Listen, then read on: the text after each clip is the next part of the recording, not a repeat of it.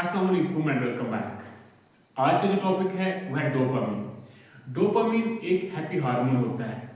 जब हम लोग कोई काम करते हैं, अगर हमें वो काम करने में मजा आता है, जो काम हम खुशी खुशी करते हैं, उसकी वजह से हमारा ब्रेन एक हार्मोन रिलीज करता है जिसको बोलते हैं डोपामिन। जब डोपामिन रिलीज हो जाता है तो हम लोग खुशी फील करते हैं। इसीलिए अगर देखा जाए, बच्चे बार बार जंक फूड इसीलिए खाते हैं क्योंकि जंक फूड को ऐसा बनाया जाता है, उसका टेस्ट ऐसा बनाया जाता है जिसको खाने से हमें खुशी मिलती है, जिसको खाने में हमें मजा आता है। और इस तरह से लार्ज अमाउंट में हमारा ब्रेन इस हार्मोन को रिलीज करता है, जिसकी वजह से हम उस चीज को बार बार खाना चाहते हैं क्योंकि वो खाने में हमें मजा आता है।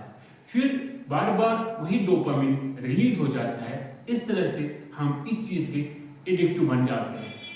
तो ये डोपामिन ही है जो हमें कोई काम करने के लिए तैयार करता है, लेकिन ये डोपामिन ही है जिसकी वजह से हम कोई काम नहीं करते। अगर सही मिकदार में हमारे ब्रेन में ये डोपामिन रिलीज होता है तो हम लोग हैप्पी फील करते हैं, हम लोग मोटिवेटेड फील करते हैं, इसके साथ साथ हम लोग अलर्ट और फोकस्ड फील करते हैं।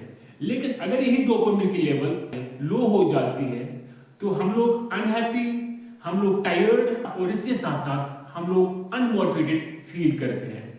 रोज जिम जाना, रोज वॉक पे जाना, रोज पे कोई काम रिपीट करना, रोज चॉकलेट्स खाना, रोज सोशल मीडिया पे रील्स देखना, हमें इस सब को करने के लिए हमें डोपामिन ही तैयार करता है।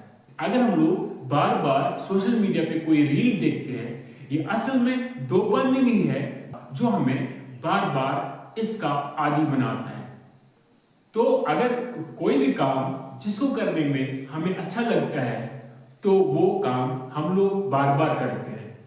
लेकिन अब अगर यही काम हम लोग नहीं करते हैं तो हम लोग उदास हो जाते हैं। यूनिवर्सिटी ऑफ नॉर्थ कैरोलिना में पॉल फिलिप्स और इसके साथियों ने चूहों के ऊपर एक रिसर्च किया, जिसमें उन्होंने सबसे पहले चूहों की बॉडी के ऊपर इलेक्ट्रोड्स को फिट किया। उसके बाद कंट्रोलर से इनकी बॉडी में डोपामिन को कंट्रोल किया। जब इलेक्ट्रोड्स को एक्टिवेट किया गया, इसके बाद डोपामिन इनकी बॉडी में रिलीज होना शुरू हुआ। जब डोपामिन रिलीज हुआ तो चूहे बिना थके लिवर को प्रेस कर रहे थे। ना वो खाते थे, ना वो पीते थे, ना वो सोते थे, बस वो बार बार लिवर को प्रेस करते थे। फिर कुछ टाइम के बाद इन साइंटिस्ट्स ने इस डोपामिन लेवल को कंट्रोल किया और पूरी तरह से उनकी बॉडी से उस डोपामिन को रोका। तो चूहे इस तरह से लेजी फील करने लगे। चूहों ने काम करना छोड़ दिया। वो लिवर को बार बार प्रेस कर रहे थे, उन्होंने उस काम को छोड़ दिया। हत्ता कि उन्होंने खाना पीना भी छोड़ दिया। उनके सामने खाना रखा गया, पानी रखा गया, ना वो खाते थे ना वो पीते थे। तो इस तरह से हमें ये बात समझ आ रही है कि डोपामिन हमारी बॉडी पे कितना असर डालता है। जब उन चूहों के अंदर डोपामिन रिलीज होता था तो वो मोटिवेटेड फील कर रहे थे, वो उस काम को बार बार करते थे। लेकिन जब वही डोपामिन कंट्रोल किया गया तो उन्होंने वो काम करना ही छोड़ दिया। उनके अंदर जो अलर्टनेस थी वो खत्म हुई, उनके अंदर जो मोटिवेशन थी वो खत्म हुई। इसी तरह से ये डोपामिन भी इंसान के ऊपर काम करता है। इंसान के दिमाग को भी ऐसे ही डोपामिन कंट्रोल करता है। डोपामिन का एक प्रिंसिपल है जिसको बोलते हैं वेरिएबल रेशो रीइंफोर्समेंट। इस प्रिंसिपल के मुताबिक जब एक इंसान कोई काम करता है, लेकिन उस काम के जो अवार्ड्स होते हैं, उस काम के जो रिवार्ड्स होते हैं, अगर वो अनप्रेडिक्टेबल होते हैं, अगर उस इंसान को पता ही नहीं होता है कि आने वाले वक्त में हार जाऊंगा या जीत जाऊंगा, इसकी वजह से वो उस काम को बार बार करता है और मोटिवेशन से करता है। सपोज कोई गैम्बलिंग करता है। जब एक गैम्बलर होता है, जब वो गैम्बलिंग स्टार्ट करता है, इस उम्मीद से स्टार्ट करते हैं इस गेम को कि मैं ये जीत जाऊंगा। फिर जब वो एक बार हार जाता है, फिर वो दोबारा उम्मीद रखता है कि मैं कभी ना कभी जीत जाऊंगा। अगली बार फिर उम्मीद लगाता है कि मैं जीत जाऊंगा। इस तरह से वो बार बार वो काम करता है, सिर्फ इस उम्मीद से कि मैं अगली बार जीत जाऊंगा। फिर नौबत यहां तक पहुंच जाती है, उसको अपनी प्रॉपर्टी, अपना सारा जायदाद बेचना पड़ता है और वो सब कुछ खो देता है उस गैम्बलिंग में। तो यहाँ पे डोपामिन ही है जो हमें इस लत में फंसा देता है। अब हम लोग ये देखेंगे कि कौन से काम करने से कितना डोपामिन हमारे दिमाग के अंदर रिलीज हो जाता है।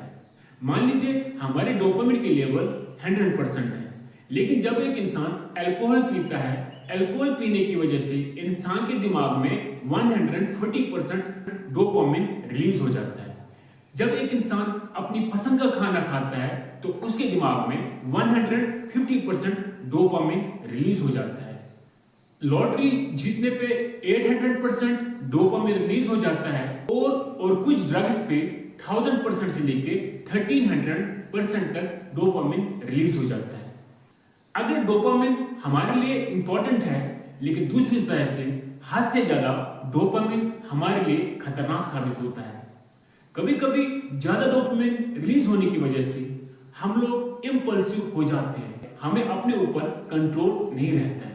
सपोज किसी इंसान ने हमारे साथ लड़ाई की है, लेकिन हम उसको बदला लेना चाहते हैं, लेकिन हमें हिम्मत ही नहीं मिलती है उसको बदला लेने की। एक दिन आ जाता है, आपकी बॉडी के अंदर बहुत ज्यादा डोपामिन रिलीज हो जाता है, आप उस इंसान से बदला लेते हो। तो कभी कभी हद से ज्यादा डोपामिन रिलीज होने की वजह से हमारे सेहत पर असर पड़ जाता है, या कभी कभी हम लोग ऐसा काम भी कर लेते हैं जिसको हमें बाद में पछतावा होता है, और हम लोग कभी कभी खतरनाक स्टेप्स भी उठा लेते हैं।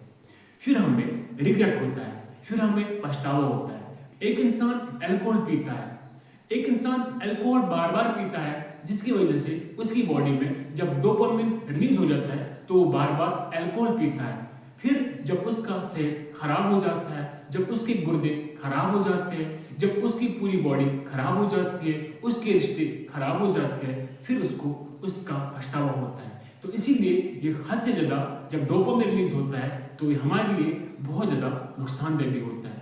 अब इसको हम लोग कैसे डिटॉक्स कर सकते हैं, हम लोग डोपामिन को कंट्रोल कैसे रख सकते हैं, इसको कैसे हम लोग नॉर्मल लेवल पे रख सकते हैं। पहला स्टेप जो है वह मैनेज योर रिवार्ड्स। जब हम लोग कोई काम करते हैं तो सबसे पहले हमें ये देखना चाहिए इसका रिवार्ड हमें क्या मिलेगा, इसके नेगेटिव असर क्या हो सकते हैं, इसके बुरे असर हमारे जिस्म पे, हमारे रिलेशंस पे क्या पड़ सकते हैं। उसके साथ साथ हमें ये भी देखना चाहिए एंड पे इससे हमें कौन सी पेन मिल जाएगी।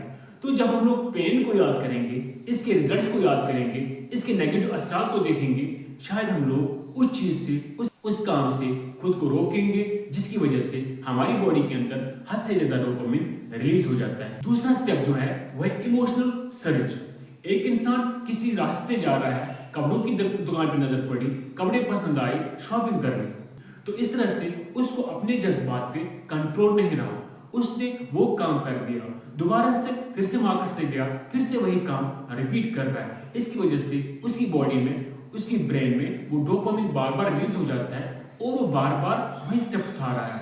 इसलिए हमें अपने जज्बात पे कंट्रोल करने की जरूरत है।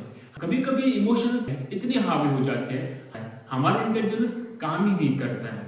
आपको अपने इमोशनल सर्ज पता होनी चाहिए, किन चीजों से हमारा इमोशनल सर्ज हो जाता है, उन चीजों को कंट्रोल करें। तीसरी चीज जो है वह फाइंड रिप्लेसमेंट एक्टिविटी।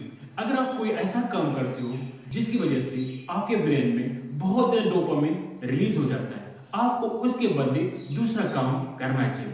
सपोज अगर आप रील्स देखते हो, आपको रील्स के बदले वॉक करना चाहिए, यानी कि आपको एक्टिविटी को रिप्लेस करना है। तो इस तरह से भी हम लोग अपने डोपामिन को डिटॉक्स कर सकते हैं। मिलते हैं इंशाल्लाह अगली वीडियो में, तब तक के लिए अल्लाह हाफिज।